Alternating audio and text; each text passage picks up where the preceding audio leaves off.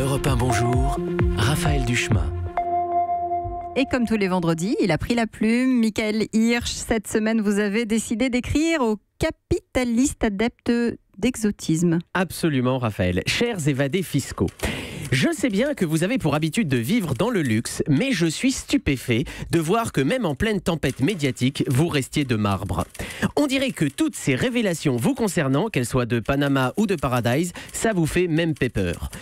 Pourtant, mardi soir, j'ai regardé religieusement Cache Investigation sur les paradis fiscaux et croyez-moi, Raphaël, c'était voyage au bout de l'affaire, avec la merveilleuse et télégénique Madame Lucet dans le rôle de l'Élise cathodique.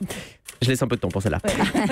Et moi, happé par le reportage, je me suis même pris à rêver que l'heure du jugement dernier avait enfin sonné.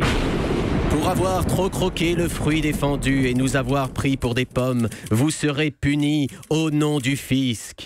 Pour avoir échappé aux taxes, vous connaîtrez à partir d'aujourd'hui l'impocalypse. Évadé rétro Satanas.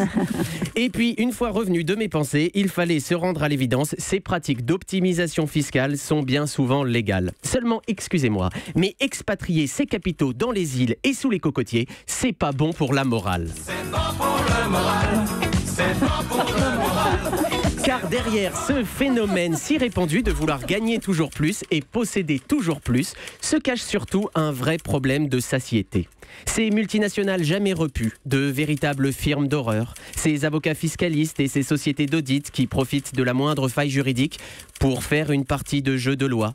Et puis surtout, ça illustre à merveille le manque de courage de nos hommes politiques, qui, pour traquer les fraudeurs du RSA, se sentent toujours poussés du zèle, mais qui, vis-à-vis des évadés fiscaux, ont beaucoup plus de scrupules à passer à la taxe. Ça mériterait presque d'en faire un film qu'on appellerait Merci Poltron. Pourtant, en y réfléchissant bien, ces Paradise Papers seraient l'occasion parfaite pour notre président, adepte de la théorie du ruissellement, de jouer aux apprentis sourciers et de s'occuper de toutes ces fuites de liquide. De prendre enfin en compte ceux à qui habituellement il ne reste que des gouttes, plutôt que ceux dont le comportement dégoûte. Tendrement, Michael. On la poste évidemment à vendredi prochain.